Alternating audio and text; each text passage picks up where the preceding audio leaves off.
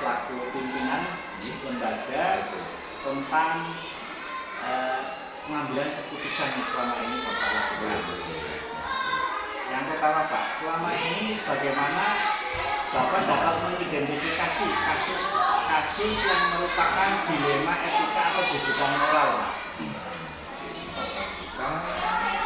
Dan rujukan moral. Identifikasi mestinya itu memisahkan memisahkan antara dua problem ya. Yang pertama adalah dilematika, yang kedua adalah apa ini? Rujukan moral. Kalau yang namanya dilema ini mestinya tentang etika ya sopan santun terkait dengan karakter dulu kan ya dari etika itu karakter dulu, karakter anak dan lain-lain. Yang intinya itu adalah sifat-sifat daripada guru atau sifat-sifat daripada manusia. Sedangkan kalau tujuan moral itu adalah problem yang kita hadapi yang terkait dengan hati nurani ataupun kemanusiaan. Ya, banyak hal-hal seperti itu yang kita hadapi di sekolah kita ini. Itu Pak. Ya, kita bisa mengidentifikasi yang mana etika, yang mana itu rujukan moral. Itu perbedaan yang sangat mencolok yaitu tentang hati nurani dan kemanusiaannya. Kalau etika moral, etika kan tidak terkait dengan hati nurani dan lain-lain. Itu sekitar itu Pak.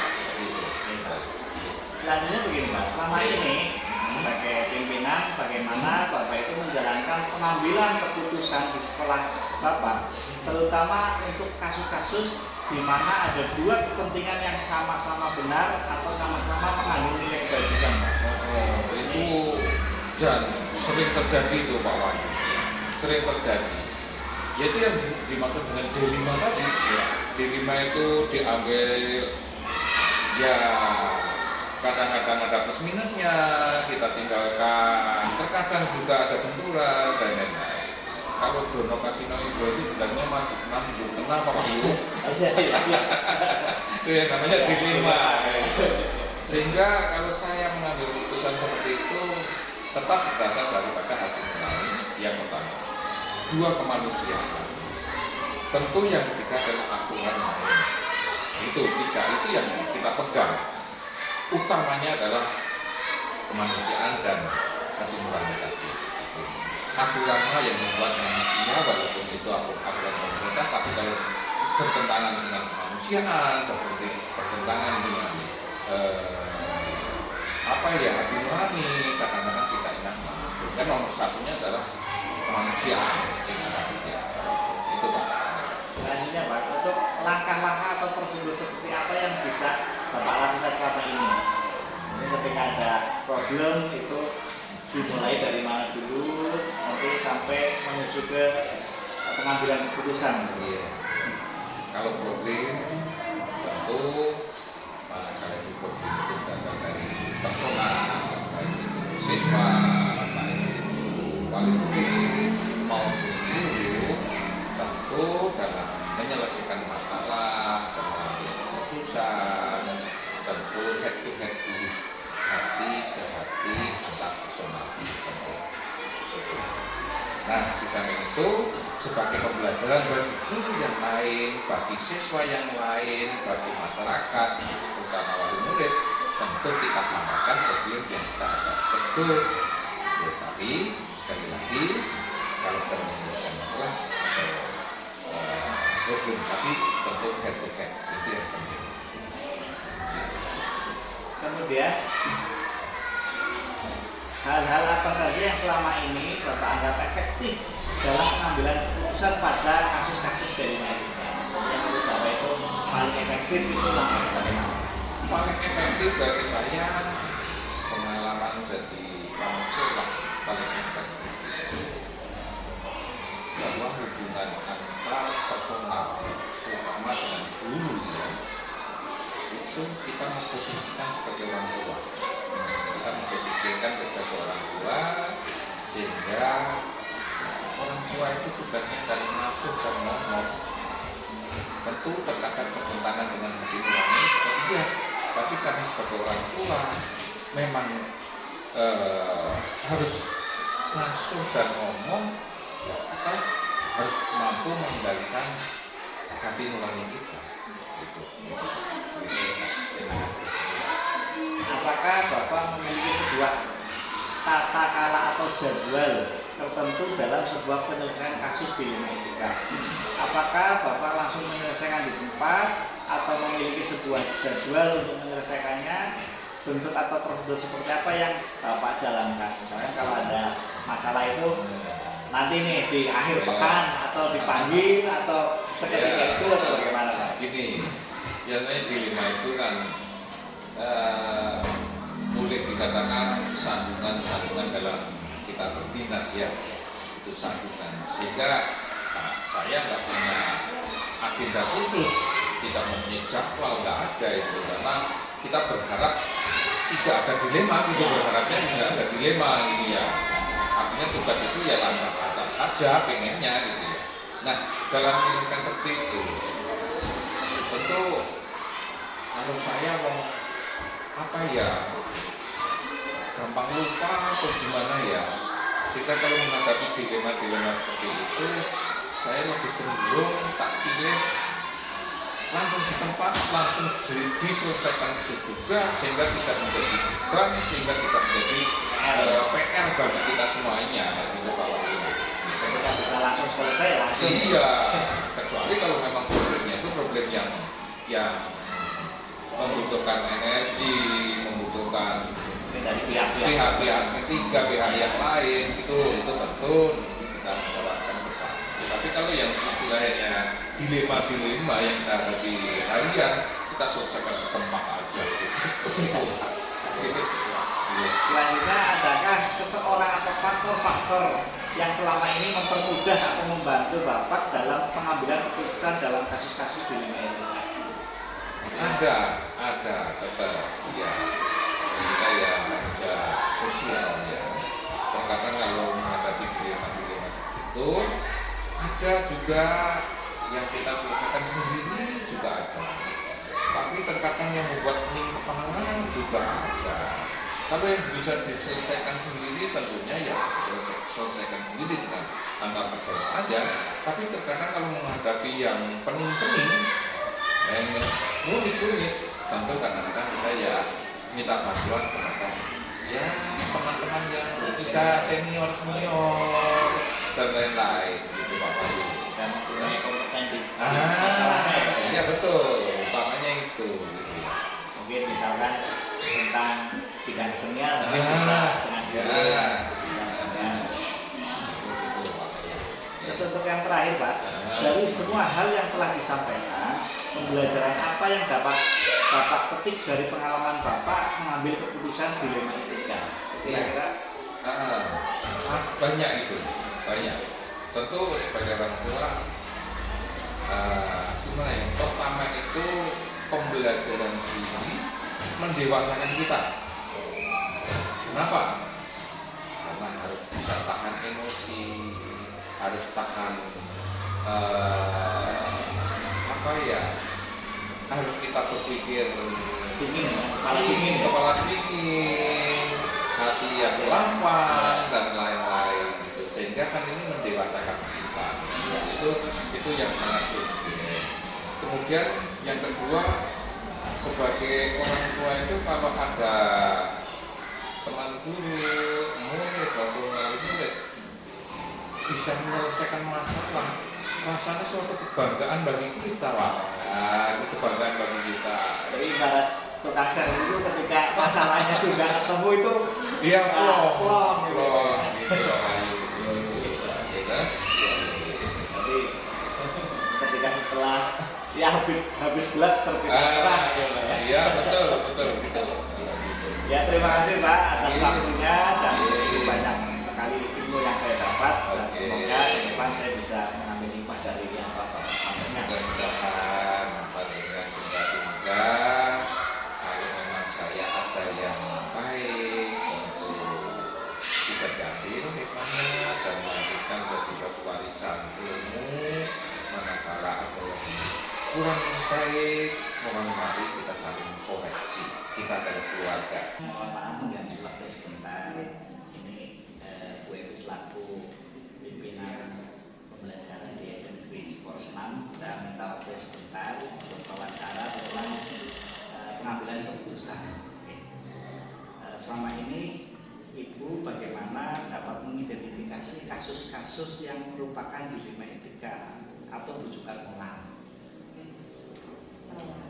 Selama ini saya mengidentifikasi kasus-kasus biasanya pertama dari aduan. Saya biasanya dari aduan. Aduan dari apapun saya terima, tapi saya juga sambil mengumpulkan bukti itu. Saya tanyakan, saya pastikan bahwa bukti itu benar dan sesuai, bukan cuma Aduan kosong. aduan kosong. Berarti semua aduan tetap ditampung, nanti Betul. baru klarifikasi ya. Iya. Terus selama ini bagaimana Ibu menjalankan pengambilan keputusan di sekolah Ibu, terutama untuk kasus-kasus di mana ada dua kepentingan yang sama-sama benar atau sama-sama mengandung nilai kebajikan. Misalnya ada permasalahan yang harus diambil tindakannya, namun sebenarnya keduanya itu mempunyai nilai kebenaran yang sama, nilai kebenaran lah. Oke. Nah, Nah, itulah fungsinya kita mencari fakta-fakta di lapangan, Mas. Karena kalau kita bicara tentang kebenaran, kadang kita melihatnya dari beberapa sisi. Bisa dari sisi saya sama sisi Nina kan berbeda. Sama berarti saya biasanya mengadakan diskusi dulu dengan guru-guru saya, apalagi saya punya guru senior yang bisa membantu saya untuk membuat suatu pertimbangan. Di situ saya lebih menekankan yang benar-benar kalau memang itu dilema, yang benar-benar itu sangat-sangat urgen, yang benar dan menyangkut kepentingan orang banyak, itu yang saya lakukan. kemudian langkah-langkah atau prosedur seperti apa yang biasa Ibu lakukan selama ini? Selama ini biasanya ya, begitu saya menerima aduan, saya kumpulkan bukunya, saya tanyakan dari beberapa guru saja, bukan cuma saya saja, bahkan mungkin ada wali murid atau komite yang mungkin ada bersinggungan dengan itu, terus saya kumpulkan. Kalau sudah memang jelas itu, saya bicarakan pertama mungkin dari hati tadi. Ini bisa ada permasalahan seperti ini sih gimana? Biasanya itu kan ada dua kubu ya di dalam suatu sekolah, itu sudah biasa. Tiap orang kan punya sebuah keinginan dan kepuasan masing-masing orang berbeda. Jadi saya tanya dulu, keinginan ini seperti apa dan tujuannya seperti apa? Kalau bagi saya, yang pertama itu untuk memajukan sekolah kita dan untuk kepentingan kemajuan pendidikan pada umumnya, itu yang saya kedepankan. Kalau masalah hati mah ya Mas, misalnya guru A, guru B, biasanya kan ada kasus saya, guru A sangat rajin misalnya, tapi setiap orang pasti kan punya kekurangan, kebetulan ekonominya kurang, akhirnya dia punya kesalahan sedikit, tapi namanya sebuah kesalahan kadang ada orang yang tidak suka, langsung dicuatkan. Misalnya, terus wali murid kan dengar misalnya, langsung Bu Evi gimana ini, dikeluarin aja apa dia apa, sempat ramai kayak gitu. Nah itu saya mediasikan. Saya pernah emang ada kejadian seperti itu, kebetulan di guru saya ada masukan seperti itu, saya mencoba meredamnya, saya minta ke teman guru yang lain, coba tolong panggilkan wali murid dari guru tersebut. Pertama saya pisahkan, pertama saya ngomong dengan wali murid, apa sih pengennya kayak gitu, oh seperti ini. Tapi bagaimanapun kan saya sebagai pimpinan harus membela anak buah saya. Jadi saya mencoba mencari solusi dulu. Dan baik Bu, kalau baik Bu Pak, kalau memang ada permasalahan seperti ini, terima kasih atas masukannya. Insya Allah nanti akan kami bantu. Dan saya juga mohon kerjasamanya juga. Saya kasih waktu untuk menasihati anak saya. Akhirnya tercapai. Nah, saya juga di tempat yang berbeda di sekolah atau di mana yang misalnya guru-guru yang lain ngajar, saya panggil karena saya tidak pengen mempermalukan. Saya tetap pengen namanya juga guru kan harus tetap ya dijaga itu. Saya panggil ada terjadi, Bapak ini ada masukan seperti ini. Karena kalau di lingkungan sendiri kan mungkin kita bisa menekel ya, tapi kalau sudah berhubungan dengan wali murid itu sangat-sangat riskan. Saya ada masukan seperti ini, saya mohon ada perubahan. Saya kasih waktu. Tapi saya juga ditanya, kenapa sih bisa seperti ini? Kan biasanya ada seperti itu. Nah, biasanya kan terus bercerita. Dari cerita itu saya tak tahu penyebabnya apa. Nah, kalau sudah tahu itu terus kita lihat perkembangannya. Kalau memang benar, baru kita rapatkan. Ini ada kondisi seperti ini, bagaimana? Intinya pertama ya saya menasihati, terus saya menegurnya, dan saya mencoba memberi jalan. Seperti itu. Ya. Terima kasih Bu. Kemudian hal-hal apa saja yang selama ini merupakan tantangan dalam pengambilan keputusan pada kasus-kasus dilema ITK? Jadi pasti semuanya ada tantangan. Tantangannya kadang pertama, apalagi saya selaku perempuan kadang tidak tega pertama ya. Tapi kayak gitu juga saya harus mengedepankan di sini saya sebagai seorang manajer pimpinan. Kalau saya tidak bisa mengambil sebuah keputusan yang tepat, bagaimana sebuah sekolah itu bisa kondusif, bisa seperti itu. Dan saya pikir saya mengambil bukan untuk kepentingan saya sendiri, untuk kepentingan bersama demi kemajuan sekolah saya. Jadi saya agak menyampingkan perasaan kadang ketidaktegaan itu, tapi saya juga tidak membunuh rasa kemanusiaan saya. Itu tetap aturan yang dikedepankan. Ya, tetap aturan ditemukan, tapi tetap sesuai dengan kita lah sebagai orang Indonesia. Ya. Itu yang mencoba saya terapkan, walaupun mungkin tidak maksimal. Kemudian apakah Ibu memiliki sebuah jadwal tertentu dalam sebuah penyelesaian kasus dilema etika? Apakah Ibu langsung menyelesaikan di tempat atau memiliki sebuah jadwal untuk menyelesaikannya? Bentuk atau prosedur seperti apa yang Ibu jalankan? Misalkan ada laporan kasus nih, nanti kasus dikumpulkan akhir pekan baru atau ketika saat itu bisa selesai ya langsung diselesaikan. Kalau saya pribadi begitu saya ada masukan, saya langsung saya langsung cari fakta-faktanya. Kalau hari itu juga bisa saya selesaikan, kenapa tidak? Kalau saya gitu, saya tidak pengen menunda-nunda permasalahan, apalagi kalau masalah kayak gitu kan tambah ditunda-tunda itu nanti bikin penyakit ya, biar bisa mengakibatkan tidak kestabilan. Apalagi kalau masalah itu menyangkut guru-guru saya, nanti suasana kalau di sekolah tidak kondusif, akhirnya mempengaruhi cara mengajar juga, akhirnya menurunkan prestasi di anak didik saya. Saya tidak pengen seperti itu. Saya pengen harmonis, suka nggak suka kita lakukan bersama. Istilah pahit getirnya, istilah seperti itu. Jadi kalau ada permasalahan, tetap sebisa mungkin secepatnya saya cari jalan keluarnya dan ada solusinya. Kalau memang saya belum bisa, saya mencari bantuan. Saya masih punya atasan saya. Atau kemitraan saya kan saya punya komite. Oke, kemudian adakah seseorang atau faktor-faktor yang selama ini mempermudah atau membantu Ibu dalam pengambilan keputusan dalam kasus-kasus dilema etika? Biasanya yang sering mendampingi atau biasanya guru senior yang karena di sekolah itu kan lebih senior gurunya dan kepala sekolah kan pendatang kan gitu. Biasanya lebih kuat nih guru senior yang lebih paham ya. Atau mungkin dengan komite atau dengan pengawas dan lain sebagainya. Kalau saya yang menguatkan saya justru stakeholder semua.